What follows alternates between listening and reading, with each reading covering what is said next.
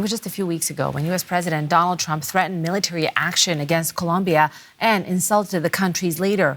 But today, Trump hosted the president of the South American nation at the White House. Journalist Tony Waterman joins us live now from Washington with more. Tony, how did this meeting come about after Trump's threats and insults against Gustavo Petro and all of the country of Colombia?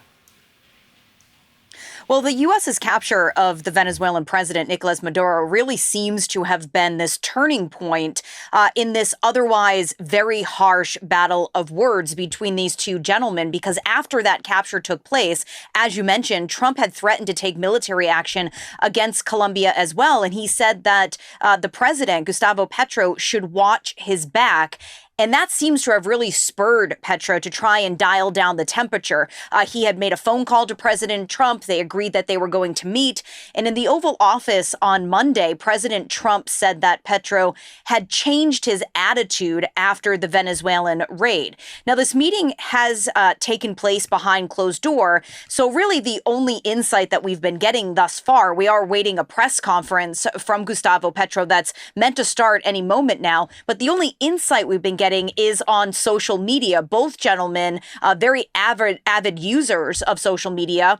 The White House posted multiple photos showing them together speaking in the Oval Office. And then Petro actually posted a photo on X of him and President Trump shaking hands and smiling with this message from President Trump saying, "Gustavo, a great honor. I love Colombia." So that is quite the 180 from the searing words that these two men have had for each other off and on for months now. Petro has repeatedly called President Trump a barbarian for his immigration policies. He's labeled Trump an accomplice to genocide regarding the conflict in Gaza.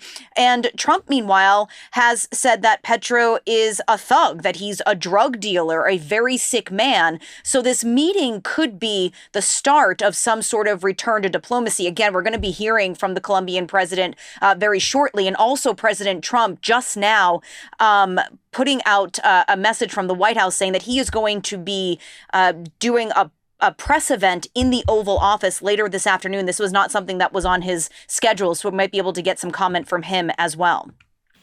And Tony, how much does all this have to do with U.S. wanting to, frankly, expand its influence, especially in its backyard, so to speak? We know that in the hours following the capture of Venezuelan ex-president Nicolas Maduro, Donald Trump was on Air Force One taking questions from journalists and saying, well, Colombia could be next. We know that we have to do something about the regime there, uttering veiled and not so veiled threats against the sovereignty of that country. Is that being talked about when this is being analyzed?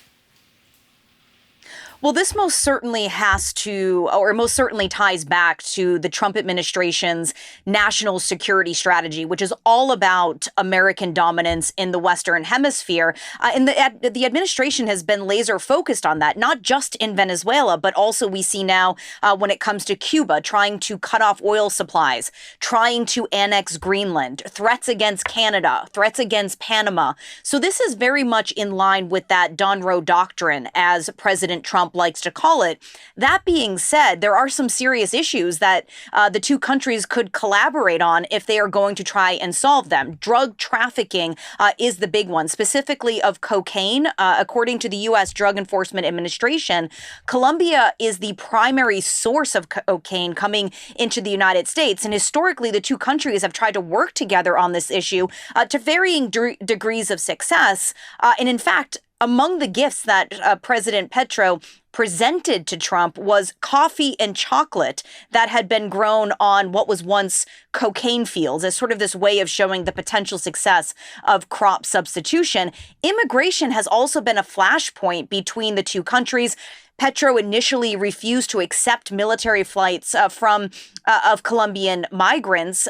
So this could be another area where the men could work together on. So there are areas and pockets of collaboration, but this is very much in line with the Trump administration's push towards dominance in its own backyard, as you said.